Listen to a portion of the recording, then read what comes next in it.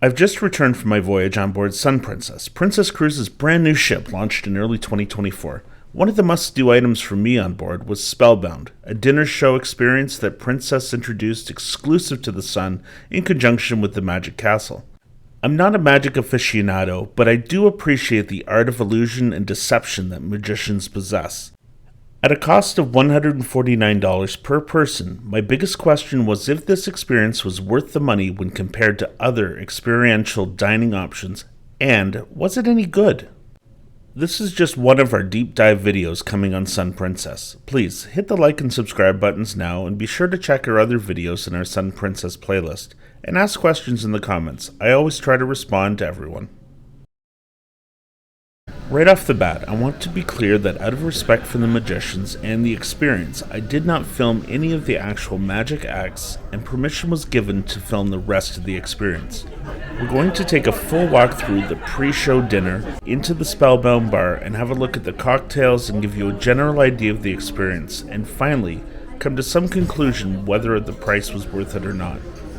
We got off to a rocky start with our experience. At 6:30 p.m. we went down to the Spellbound door and waited and waited. Finally, a crew member came and told us that we were actually supposed to meet in the Horizon dining room. Our invitations with instructions ended up being put in their stateroom while we were at the dinner, so take note. Once in the dining area for Spellbound, we were presented with a cocktail that I just couldn't drink. It was a tomato-based martini with a cherry tomato and cheese garnish, just not my style. The dinner itself was from a fixed menu with your choice of beef tenderloin with lobster dumplings, roasted black cod, or an eggplant vegetarian dish. The jumbo shrimp and the soup were quite good and well presented. While I enjoyed my cod and my wife enjoyed the beef, the lobster dumplings weren't great. They were very fishy tasting. Dessert also wasn't spectacular, which was a little bit of a disappointment because key lime pie is definitely my top 5 favorites. Overall, I'm going to rank the dinner as a bit of a disappointment and a miss on Princess's part. It wasn't memorable in any way, and really, there wasn't any part of it that was tied to the experience to come. In retrospect, I would say charging less and dropping the dinner portion might be a good idea, unless they can come up with a way to make it part of the overall show. At the conclusion of dinner, we were led in small groups to the Spellbound door and ushered inside to a small entry room. Again, not to spoil some of the surprises, I didn't film the entire pre-show, just the magic words to get inside the bar area. Open Sesame! Welcome to Spellbound by Magic Castle. The Spellbound Bar is very well done. The theming is fantastic with a speakeasy feel, and really, it reminded me of something Disney would pull off. This included a player piano that could play pretty much anything on demand, as well as memorabilia and little touches all around the bar. The cocktail menu was extensive and appropriately jumped on the latest trend of smoky cocktails, with several options coming out in lanterns or chests. We also really enjoyed the Artemis, which was served in a heavy, chilled owl glass. There was plenty of time to try a few different options before the first part of the show.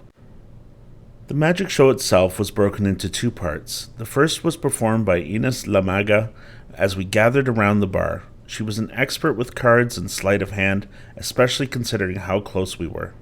At the conclusion of Ines' show, we had a few more minutes in the bar area to try some more of the cocktails and relax and chat with other passengers. Soon, the bell rang for us to join Victor Pina in the main theater. I just took a little video as we walked in and got settled, and as I said, I didn't video any of the show itself. His performance was very interactive with a ton of audience participation, including a trick where we FaceTimed my father-in-law back in Canada, had him pick a card in his mind, and Victor guessed it. Absolutely amazing. Following Victor's 45-minute long show, we were ushered back into the bar area where we could stay longer if we wished. In total, the experience was a little over 3 hours in length. So the big question is the whole experience worth $149 per person? For me, I'm going to say no. The bar area and the magicians themselves are wonderful, but the dinner part of things just didn't hold up for me. If they improved that part of the experience and really made it feel like one cohesive event, then my answer would be absolutely worth it. Or drop the price down to $99 and just have the bar and show experience, forgetting the dinner completely. To put this in context, we've done many chef's tables at a cost of around $149 that I wouldn't think twice about the price being too high. I've always been satisfied with them.